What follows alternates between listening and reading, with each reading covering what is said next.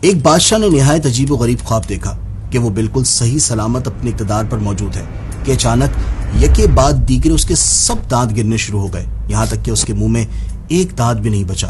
اس خواب کے بعد اس نے ملک بھر سے خوابوں کی تعبیر والوں کو بلایا اور اپنے خواب کی تعبیر پوچھی، لیکن کوئی بھی ایسی تعبیر نہ بتا سکا جس سے بادشاہ کو اطمینان ہوتا۔ انہی معبرین میں دو آدمی ایک کونے میں خاموش بیٹھے تھے جنہوں نے اس گفتگو میں اب تک حصہ نہیں لیا تھا۔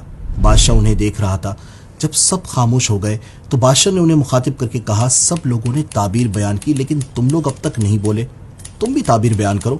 ان میں سے ایک کہنے لگا، بادشاہ سلامت، مجھے اس خواب کی تعبیر بتاتے ہوئے نہایت افسوس ہو رہا ہے، لیکن حق تو بیان کرنا ہی پڑتا ہے۔ بادشاہ نے کہا، ضرور بتاؤ۔ اس نے کہا، بادشاہ سلامت، آپ کی تمام اولاد آپ کی آنکھوں کے سامنے مر جائے گی، یقیناً اس سے آپ کو بہت دکھ ہوگا جس سے آپ کا بھی انتقال ہو جائے گا۔ یہ سن کر بادشاہ کے ہوش اڑ گئے، اسے بہت غصہ آیا اور اس نے فوراً سپاہیوں کو حکم دیا کہ اسے لے جاؤ اور قید خانے میں ڈال دو۔ جب بادشاہ پرسکون ہوا تو اس نے دوسرے کی طرف دیکھا اور کہا، تم بتاؤ تمہارے نزدیک اس خواب کی تعبیر کیا ہے؟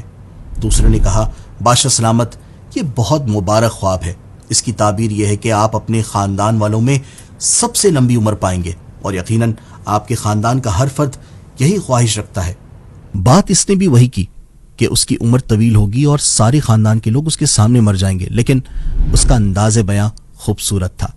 تو جب بادشاہ نے یہ تعبیر سنی تو بہت خوش ہوا، اس کی ساری پریشانی دور ہو گئی اور غصہ ختم ہو گیا۔ اس نے وزیر کو حکم دیا کہ اسے انعام و اکرام سے نوازا جائے۔